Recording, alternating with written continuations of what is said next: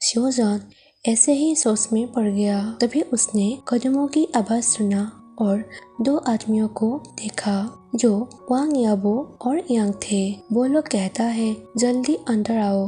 तभी वो लड़की और शिवजान जल्दी से कार के अंदर गए। याबो और यांग आगे सीट में, शिवजान यूना के साथ पिछली सीट पर बैठ गई। वो लोग तुरंत उस गली से निकल गया। अचानक याबो ने चिल्लाते हुए कहा, मिस्टर शिवजान, आपने मुझे फॉलो क्यों किया? शिवजान ने उदास हंसी के साथ उसके मूड को हल्का करने की कोशिश करते हुए कहा, बस इसे रुको।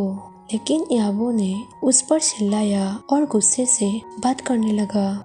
शिवजान उसके गुस्से को देखकर हैरान था। उसे नहीं पता था कि उसे क्या करना है। वो सोचता है नहीं, अभी बात करना सही नहीं होगा, मुझे चुपचाप उसके बातें ही सुनना होगा, चाहे वो चिल्लाते रहे। या वो कहता है, क्या तुम्हें एहसास भी है कि सिचुएशन कितनी खतरनाक थी? ऐसे कहते हुए वो शांत हो गया। या वो पूछता है, तुमने मेरा रक्षा की होगी ना? लेकिन शिवजान ने कुछ भी नहीं कहा। या वो कहता है, अब से मेरा पीछा मत करो, बस मेरे साथ रहो। मेरे लिए यह निश्चय करना आसान होगा कि तुम सेफ हो।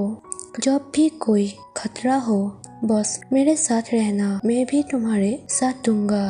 याबो ने इस बात को शिवजान के ओर बिना मुड़े कहा। शिवजान सोचता है, मुझे इस तरह की भावनाएं क्यों हो रही है? मेरा दिल हमेशा इस बात को नकारता रहा कि वो गलत नहीं है। जब वो आसपास होता है तब मेरा दिल हमेशा तेज गति से धड़कने लगता है और साथ ही मेरी निगाहें हमेशा उसे ही ढूंढता रहता है। ऐसे सोचते हुए वो मुस्कुराया और याबो के ओर देखा। शिवजान सोचता है, मैंने बहुत सारे मिशन कंप्लीट किया है, लेकिन यह पहली मिशन है जिसको निशाना बनाया है। उसके लिए ही मेरे फीलिंग्स कुछ और ही है। मैं उसके लिए कुछ और ही महसूस करने लगा हूँ। क्या ऐसा एहसास कभी भी पिछले किसी भी मिशन में कभी महसूस नहीं किया है? उसके बाद वो लोग जल्दी ही हॉस्पिटल पहुँचे। डॉक्टर ने यूना के घाव को पट्टी किया और ऐसा ही याबो और यांग के साथ भी किया। शिवजान एक बिस्तर पर बैठ गया और याबो को घूर रहा था, जिसका अभी भी इलाज चल रहा था। तभी याबो शिवजान के ओर मुड़ा। दोनों एक दूसरे को तब तक देखते रहे जब तक डॉक्टर ने बीच में नहीं रोका। याबो कहता है, यूना को फिलहाल किसी और जगह पर रहना होगा। ऐसे कहने के बाद याबो पहले शिवजान को उसके घर पर छोड़ दिया और वो यूना को लेकर वहाँ से चला गया। घर के अंदर जाते हुए शिवजान अपने बेड पर कूद पड़ा। याबो के बातें शिवजान के कानों में गूंजती रही। शिवजान मन में ही कहता है, मुझे इस आदमी की रक्षा करनी होगी, चाहे कुछ भी हो। अगले दिन ऑफिस गया और हमेशा की तरह शिवजान ने पार्किंग में उसका इंतजार करने लगा। तभी उनकी कार आ गई, लेकिन शिवजान शौक गया क्योंकि याबो के साथ एक सुंदर लड़की जो कार से बाहर निकली। शिवजान सोचता है, मुझे नहीं पता कि मुझे उसके पास जाना चाहिए या नहीं। वैसे वो लड़की कौन है? क्या वो उसकी गर्लफ्रेंड है? लेकिन मैं जहाँ तक जानता हूँ कि उसका कोई नहीं है। शिवजान वहाँ ही खड़ा था और सोच रहा था कि क्या करना है। उसकी निगाह जमीन पर टिकी हुई थी।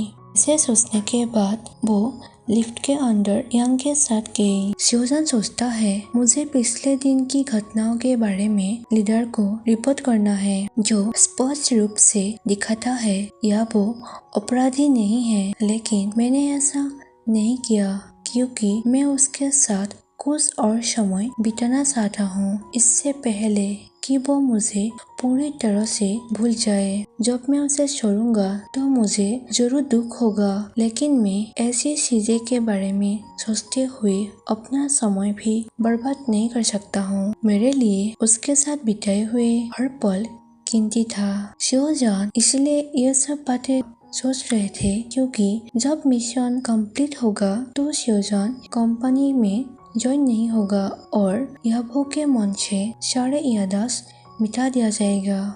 शियोजान ऐसे सोचने के बाद वो याबो के पास गया। वहाँ वो लड़की भी थी। याबो शियोजान के ओर देखकर मुस्कुराया। वो लड़की शियोजान के ओर देखा और उसे इग्नोर किया। शियोजान ने भी उसे नजरअंदाज कर दिया। शियोजान याबो से पूछता है, क्या हम एक फिल्म साथ देख सकते हैं? वो लड़की कहती है, हमने पहले ही देख लिया है। शियोजान सोचता है, ये लड़की कौन है? धिक्कार है। फिर शियोजान ने मुस्कुराते हुए याबो से कहा, मुझे लगता है कि मैं आपको बहुत खुश कर सकता हूँ। तभी अचानक वो लड़की शियोजान से पूछती है, क्यों? क्या तुम जा रहे हो?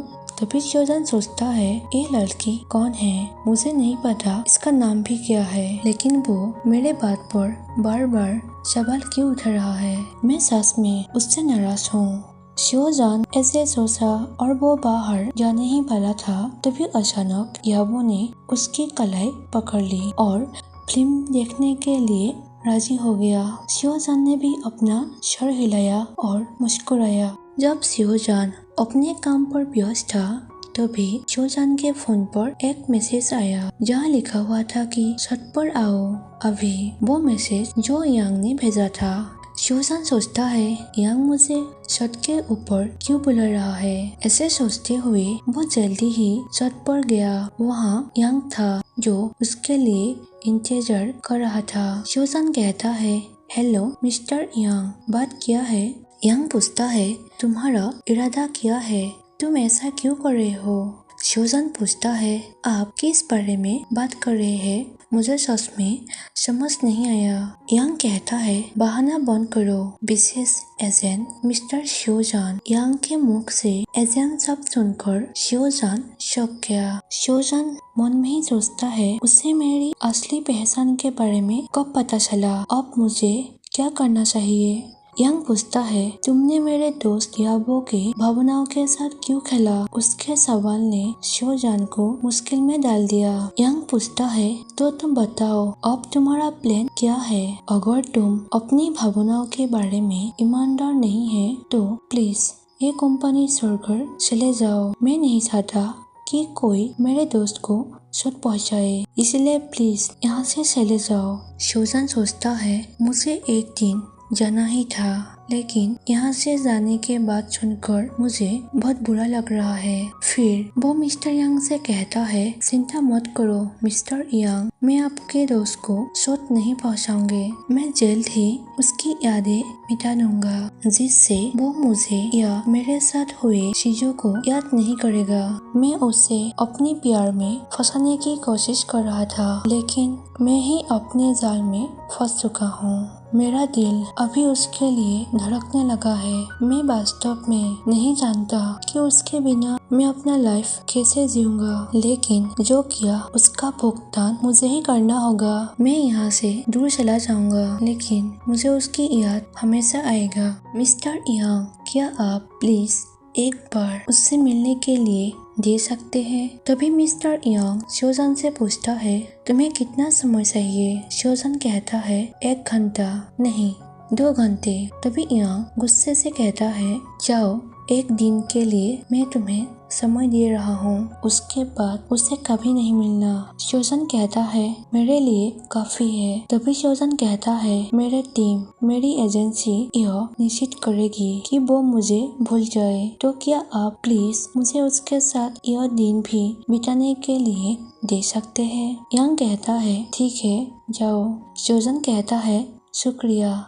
उसके बाद वो यांग के प्रश्नों का उत्तर देने के लिए सोच में पड़ गया। तभी यांग शियोजान से कहता है, तुम्हें उत्तर देने की जरूरत नहीं है, क्योंकि यह तुम्हारी आंखों से ही स्पष्ट रूप से पता चला है। शियोजान, भले ही यहाँ आने का इरादा तुम्हारी कोई और है, लेकिन तुम्हारी आंखों से यह दिखाई दे रहा है कि तुम मुझसे प्यार करने लगे हो। जाओ, तुम मुझसे कह दो कि तुम मुझसे प्यार करते हो। शियोजान कहता है, शुक्रिया समझने के लिए, लेकिन यह आसान नहीं है। मेरा काम मुझे प्यार में पढ़ने की अनुमति नहीं देता है। पहली बात जो मुझे याद रखनी है, जब मैं एक मिशन पर हूँ तो मुझे अपनी भावना को अपने ऊपर नहीं लेने देना है। लेकिन जब याबो आसपास होता है तो यह असंभव लगता है। मैं यहाँ उसे अपने प्यार में फंसाने के लिए ही आया था, लेकिन वो ही उसके प्यार में मुझे फंसा दिया।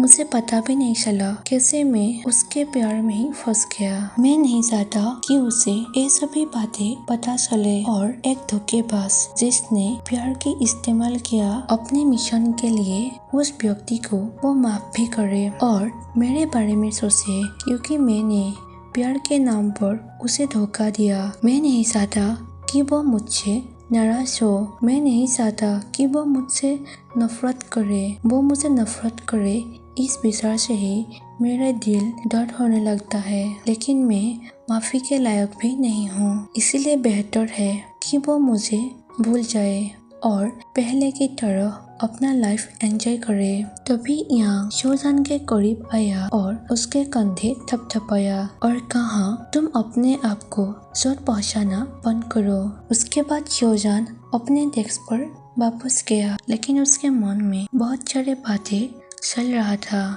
सो फ्रेंड्स, यही पढ़ी आज का पार्ट खत्म कर देती हूँ और आप लोग जरूर बताइए स्टोरी कैसी थी और अच्छी लगी तो लाइक कर दीजिए। जिन लोगों ने अभी तक सब्सक्राइब नहीं किया है, प्लीज मेरे चैनल को सब्सक्राइब करें। Thank you for watching my video. Bye bye.